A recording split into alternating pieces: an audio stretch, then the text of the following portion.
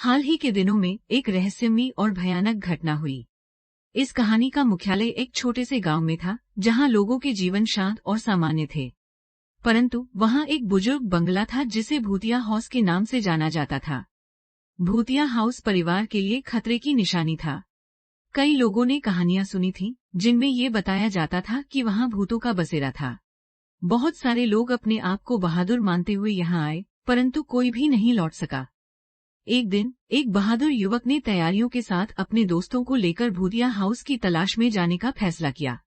रात के अंधेरे में वे सभी बंगले की तरफ चले गए। वे हाउस के गेट के पास पहुंचे और एक रस्सी की सहायता से दीवार पर चढ़ गए। भूतिया हाउस के अंदर सभी बहुत ही डरे हुए थे। वे अंधेरे कमरे की ओर बढ़ते चले गए। यहाँ पर वे अचानक एक विचित्र ध्वनि सुने। वह ध्वनि सरसराहट की तरह थी, जैसे कोई कपड़े सरकाकर जा रहा हो। ये ध्वनि उनके मन को डरा देने वाली थी। उन्होंने धीरे से आगे बढ़ते हुए कुछ खोजा और अचानक उन्होंने एक मरे हुए शव की तस्वीर देखी। वहां पर कुछ अनचाहे आत्माओं ने उन्हें घेर लिया। धीरे धीरे वे आवाज में रोने लगे और उनकी आंखों के सामने उनके मरे हुए दोस्त उभर आए। उनका चेहरा काला और रंगीन हो गया था, जैसे कि उन्हें दुनिया से अलग कर दिया गया हो। वे सभी दौड़ने लगे, लेकिन बाहर निकलने की कोई संभावना नहीं थी।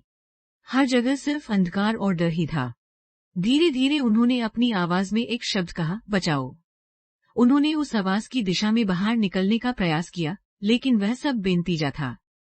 बचाव की कोशिशों के बावजूद उन्हें भूतिया हाउस में बंद कर दिया गया। उनके अंदर दर्द और डर का बोझ बढ़ता चला गया। वे रोने लगे और शून्यता में खो गए। सुबह के पहले प्रकाश के साथ एक गांव वाला उन्हें बंधन से छुड़ाते हुए आया। उन्होंने उन्हें स्वतंत्रता का एहसास दिलाया और उन्हें वापस जीवित बनाया। ये सब एक सपना था, भूतिया हाउस की सच्चाई की प्रतीक्षा जो उनके मन को चकनाचूर कर देती थी। वे सब भयानक ढंग से डर गए और उनके साथी उन्हें राहत देने के लिए वहां थे। वे सभी मिलकर इस अनुभव का सामना करने के बाद हमेशा के लिए बदल गए।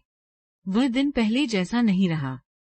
ये घटना उन्हें सबक सिखाने वाली थी। कभी कभी अपने डर का सामना करना जरूरी होता है, क्योंकि कभी कभी डरावना सिर्फ हमारी मनोदशा होती है और हकीकत में डरावनी बातें नहीं होती हैं।